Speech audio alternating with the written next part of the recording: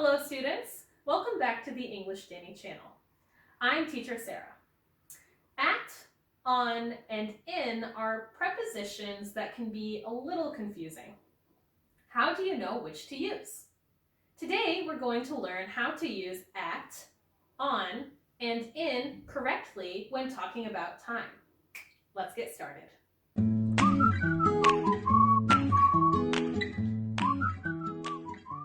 There are many phrases we can use when talking about time. We can use specific times like 1 o'clock, 4:15, and midnight. We can use parts of the day like morning and afternoon, days like Monday and Tuesday, months like January and February, seasons, holidays, and so on. Let's begin with the word at. At is used to talk about clock times, the whole period of the holidays like Christmas, Easter, and Thanksgiving, and in British English, at is used with weekend. Here are some examples. First, clock times. I usually get up at 6 o'clock. I'll meet you at 5:30. Call me at lunchtime. Next, the whole period of holidays. We do not use at to refer to the specific day, but rather to talk about something that happens in the time period surrounding a holiday. For example, I love seeing my family at Christmas. This means that I love seeing my family in the time period surrounding Christmas, not just on Christmas Day. We're getting the roof repaired at Easter. This means that our roof will be repaired in the time period surrounding Easter, not just on Easter Sunday.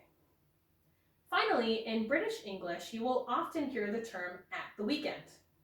For example, what did you do at the weekend? In American English, however, we say on the weekend. I'm going to see her on the weekend. Next, let's consider the preposition on. On is used to talk about specific, particular days. For example, she will arrive on Tuesday. My birthday is on November 5th. They're having a party on Christmas Day.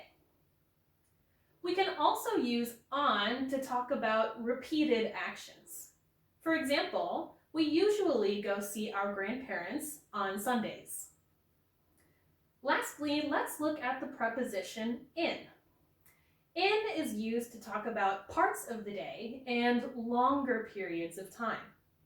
Parts of the day include words like morning, afternoon, and evening.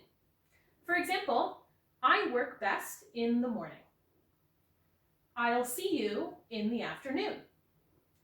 We like to go out in the evening. It is important to note that with the word night, there are two possible prepositions we can use, in or at. We use in the night to refer to one particular night, and at night to mean during any night. Compare the following sentences. I had to get up in the night. This means I had to get up in one particular night. I often work at night. This means I often work during any given night.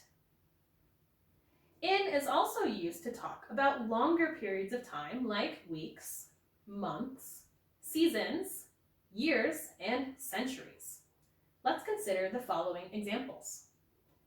It happened in the week after Thanksgiving. I was born in June. Osaka is beautiful in spring. She finished college in 2012. Our house was built in the 15th century. In can also be used in a few other circumstances. In can be used to say how soon something will happen and how long something takes to happen. For example, I will turn in the assignment in 3 days. I can run 200 meters in about 30 seconds. Last but not least, there are some time expressions that do not use any prepositions. At, on, and in are not normally used in expressions of time before the words next, last, this, one, any, each, every, some, all, and sometimes that. Here are some examples. See you next week. Are you free this morning? Come anytime. I didn't feel very well that week. I'm home every evening. Let's meet one day. We stayed all day.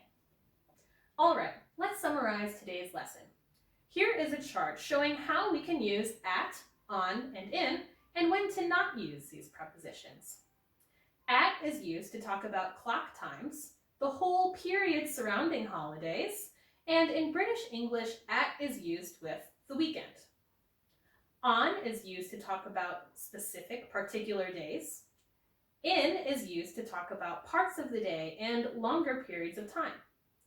In can also be used to say how soon something will happen and how long something takes to happen. We do not use these prepositions in expressions of time before these words. Okay, students, that's it for today's lesson. Thanks for tuning in. Be sure to like and share this video and subscribe for more English lessons from our team of real English teachers. See you next time.